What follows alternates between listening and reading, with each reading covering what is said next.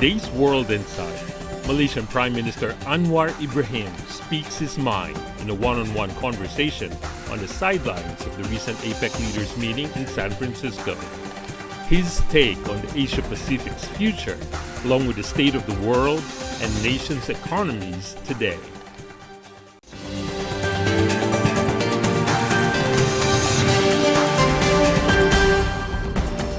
The 30th APEC Economic Leaders Meeting has wrapped up in San Francisco last week. Before the gathering, Chinese President Xi Jinping and U.S. President Joe Biden had a summit. One of those paying close attention to the Xi-Biden meeting was Malaysian Prime Minister Anwar Ibrahim. Mr. Prime Minister, what a pleasure to see you. Thank you. Thank you so much for sharing your time. He was present for the APEC leaders meeting. He's had a close appreciation of major power relations thanks to his long political career. Malaysia did work closely with China on the Belt and Road Initiative. Both countries are deepening practical cooperation in various fields. How far could the San Francisco leaders meeting help set a more positive tone for working together? What does the meeting between President Xi and Biden mean for climate action and regional security? For insights, we had an exclusive one-on-one with Malaysian Prime Minister Anwar Ibrahim. Mr. Prime Minister, what a pleasure to see you here. Thank you, Sese, for this opportunity. This theme of the APEC Economic Leaders Week is more about the resilience and also sustainability for all. So tell me more about your thoughts on the theme. What is Malaysia's take? Well, this is a period of uncertainties. People do discuss or being more concerned with the issue of calamities, climate, or Gaza, which is, of course, very pertinent and relevant. But at the same time, this is also an opportunity for us to ensure that the relationship is further concretized, enhanced, and outstanding issues that affect adversely economic interests and investments should be resolved. Then there will be more hope, more positive outlook for the future. So Malaysia's position is that whilst we have to grapple with the existing problems, the world cannot afford a sluggish growth due to this contentious policies between countries or regions. What you're saying is that, Mr. Prime Minister, for the sake of our common development, please make sure we got the questions resolved. Precisely. And it takes both sides to tango, as they say. Or multiple sides to tango. But also to accept some new realities. For example, whilst our trade and our relations with United States is very important, the United States must also accept that there are new developments. China is no longer China of the 50s and the 60s.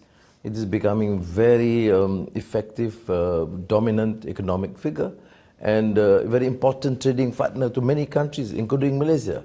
You know, I would see, particularly as an emerging economy, a relatively smaller country, it would benefit us immensely if we can collaborate and accept the need to engage further, trade more, invest more, at the same time accept the new realities.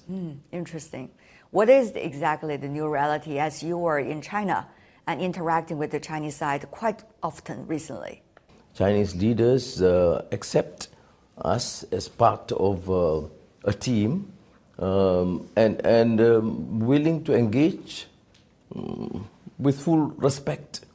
Well, not only in terms of investments, our concerns about the past arrangements, the need to make whatever adjustments required.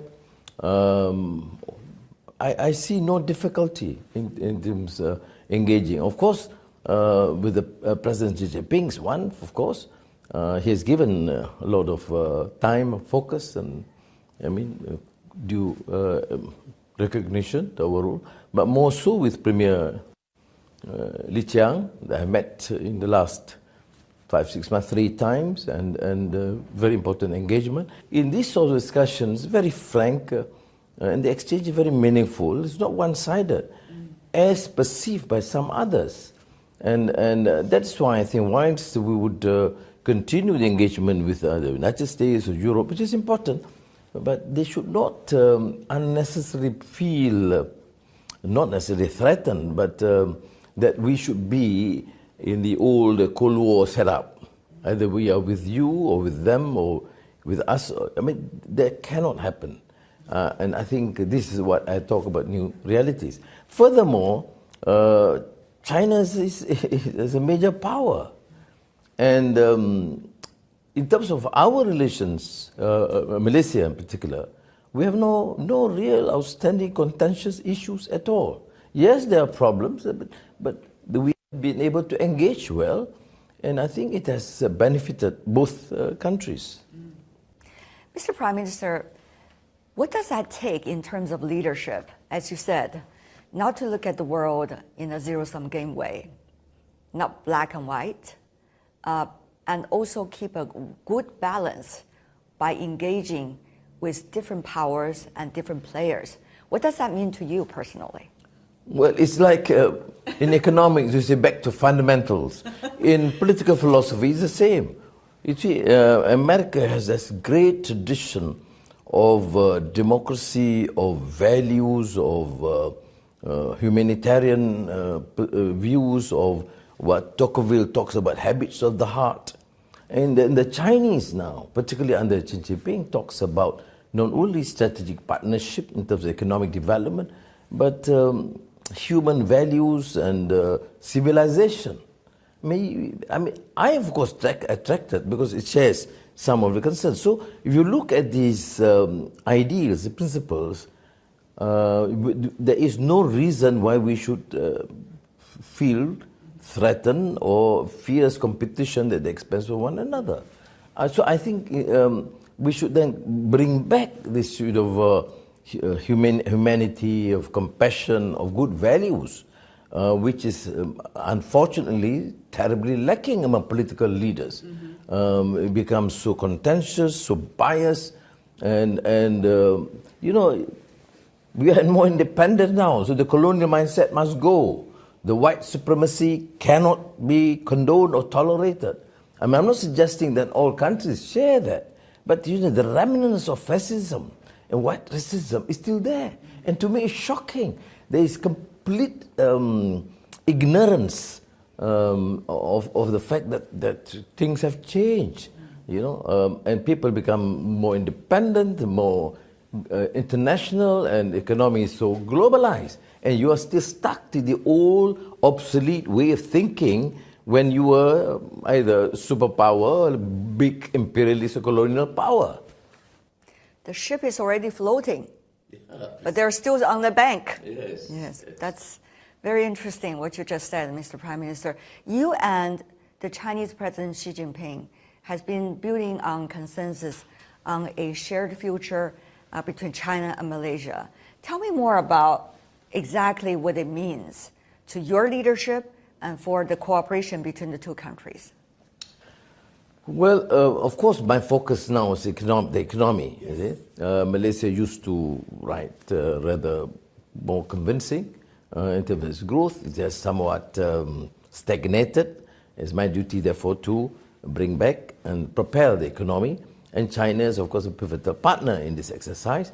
They have done so, and we have discussed some of the issues, including investments, potential trade, which remains a priority. But what attracted me, incidentally, on the sort of collaboration with China is that we talk about humanity, we talk about human values, we talk about compassion, we talk about civilizational understanding, which is very, very consistent with my Madani philosophy, and President Xi Jinping, of course, articulates very well.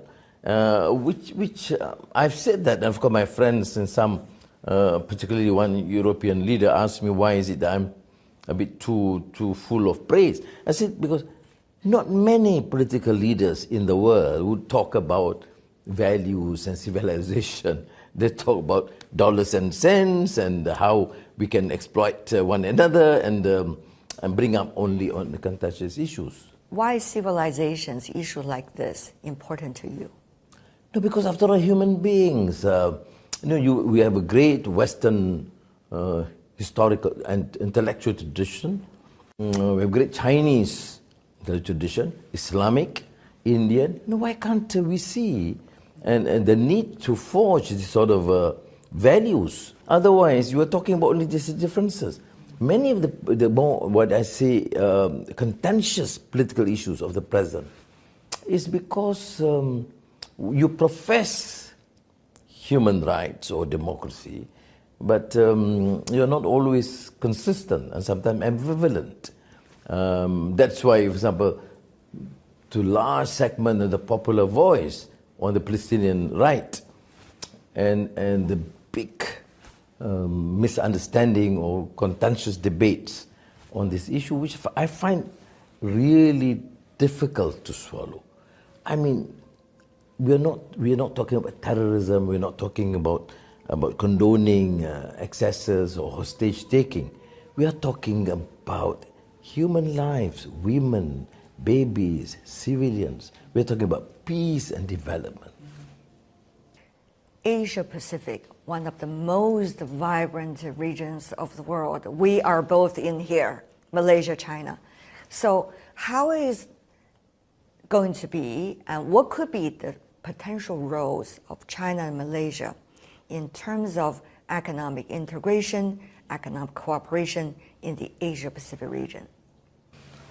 Look, I have said our focus is, of course, the economy. Indeed. Which means the crafting of the economic policy takes into account bilateral relations. China is fortunate, has done remarkably well in the last 1 or 2 decades, and therefore there are areas that they can contribute to our progress and development. Similarly, they have been humble enough to acknowledge the fact that there are issues and areas where they can benefit through this sort of a collaboration with us. And either digital transformation, energy transition, agriculture, technology and focus, and all these issues are being addressed. So China and Malaysia has been working on infrastructure projects. It has also been building projects that have become flagship ones in the region. What is your assessment of the latest development and implementation of these projects so that they can showcase to the region and the rest of the world what they might bring to the people?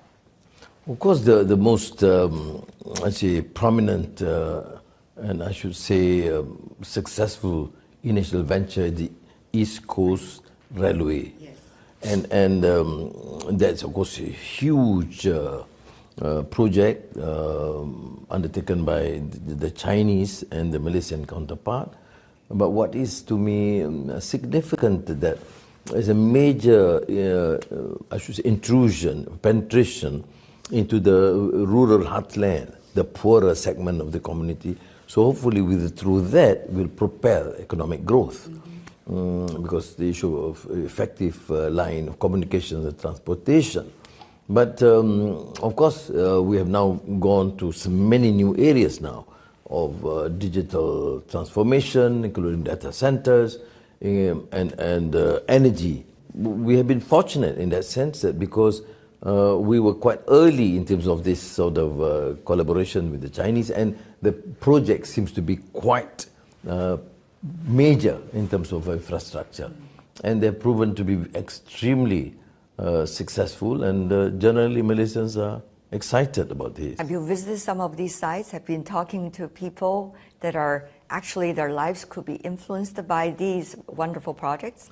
In fact, in the last few months, I went to one of the most remote center where they had a station there. Tell me about it. Yeah, and of course, and this is very rural. And people are so very excited. It's the first major project. And of course, we came up with this proposal, look, make sure that it becomes a development hub for that sub-region.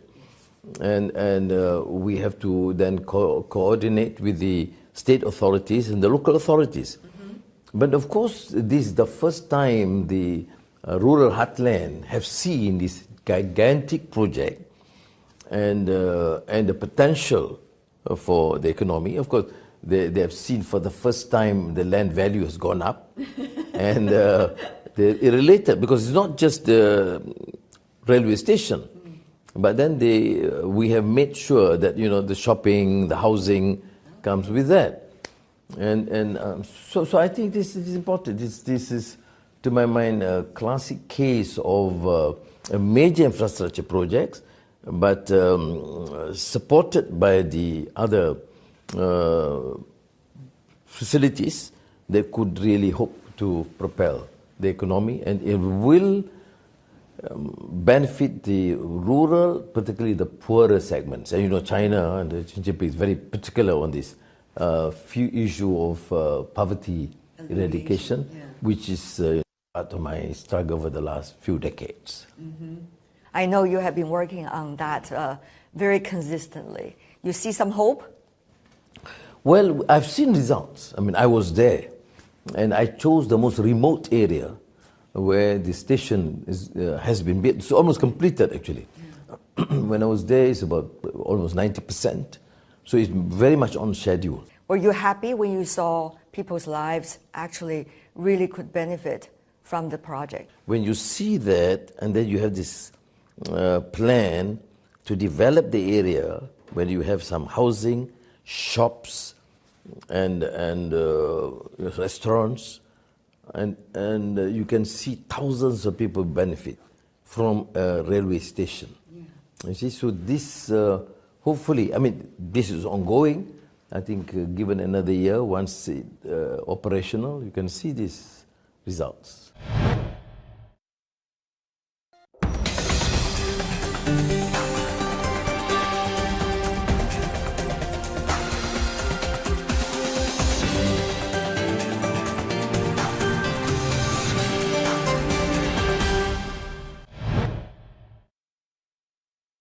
We have seen developing economies and emerging economies working on projects so important for poverty alleviation, for human development. How much do you see we have found our ways? Well, there's also the learning curve. We made a lot of mistakes. Sometimes we focus too much on infrastructure, and even in terms of poverty eradication projects, too many leakages, too many corruption, Malaysia, even in the past governments, have spent a lot of money for poverty alleviation, huge billions of dollars, either through subsidy or through assistance. But if it must be efficiently administered, it must benefit directly the poor. And this is, of course, a major challenge, and the challenge, of course, of governance. That's why I've made it a strong pillar in our Madani government to make sure that central issues governance must stop leakages and must be tough against the corrupt at all levels. How do you see your efforts to attract investment from all over the world, especially from China? How much competitive advantage does Malaysia today have in order to achieve that? Well, we are very fortunate because in the last 6 months, the registered interest and operations in terms of investments is huge. Now let us take China. We start with Geely Proton, who have decided now to build not only the automobile facility, it's an automotive city. Wow. Yeah, and production goes by hundreds of thousands a year, and setting up a university and a research center. Okay, this is one, which means they have a lot of confidence. Vice President Han was there last week to observe for himself. And I was there initially last month just to say, look, you start the project, we will accelerate the process. of approval so that there's no unnecessary or an undue delay. Then take, for example, the biggest, the China automotive company that has now released, together with a local partner, the EV vents.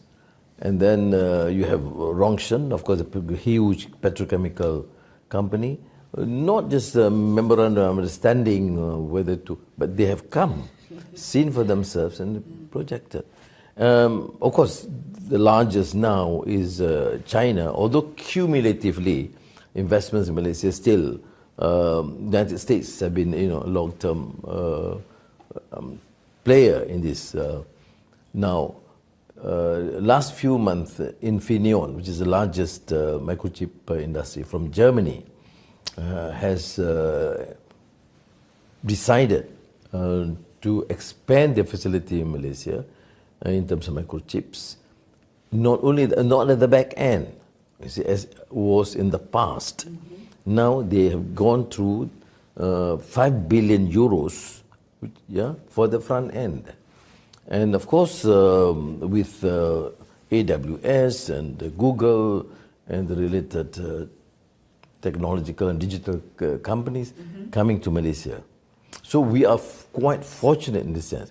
But as I've said, is first stable, politically stable, clear economic policy, clarity, and of course, a fast track, ease of doing business. And we have to deal with this. So you're actually trying to attract the best from all over the world and bring a comprehensive environment that's attractive to everybody. Yes. But of course, we have to be independent. Because there was this view about controversy about Huawei.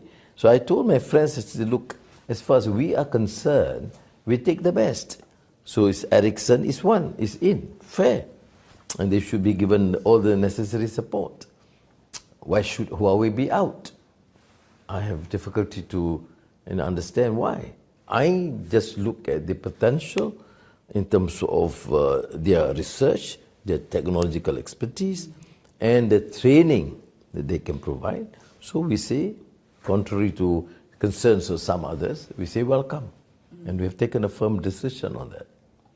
Make sure it's not politics, but rather whatever is the most beneficial for the people. Yeah, that's true. That's our position. Otherwise, you don't call yourself an independent country. Good point. Mr. Prime Minister, we also see ASEAN has been playing a proactive role in the region for development and peace. Now, as an important member of ASEAN, tell me more about how your country is working with that platform, and what do you see might be the potential of this platform as we are today talking about economic and trade in the Asia-Pacific region? ASEAN is, of course, one of the fastest growing economies in the world.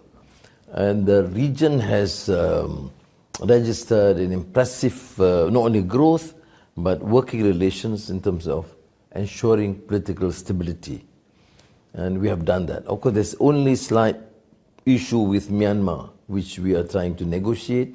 But still, we have this 5-point consensus.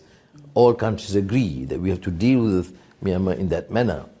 And now, I think particularly in the last few years, and I remember the last meeting in Jakarta, the focus, of course, the economy, you see, which we think need to be given more impetus because of the enormous potential, and we have not been pushing that hard.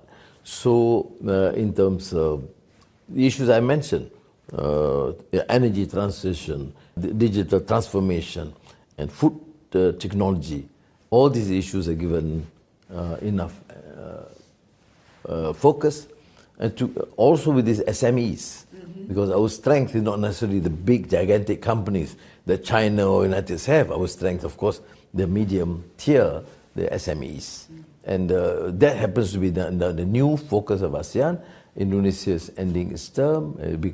Laos will take over, and following that, Malaysia.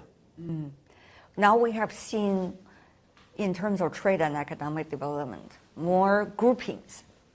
Rather than just the one or two most important economies, There are economies that are coming in groups for one issue or another, and they try to push forward the development of the overall strategy globally, the so-called middle power.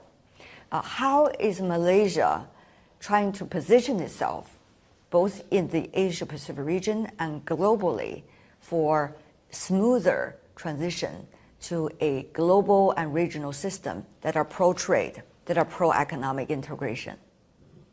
That is why I think ASEAN as a sub-regional group is very critical, so that we are no longer dependent or totally on the so-called superpowers, economic powers.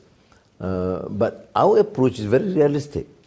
It is economic interests, is trying to work together. China happens to be the closest neighbor. That's why you can see oftentimes the concern that we become a bit too close to China. Who's concerned? Some countries in the West. But China happens to be an important economy, an important neighbor, and a close neighbor. So you work well with them, and their policies has been very beneficial to the interests of ASEAN.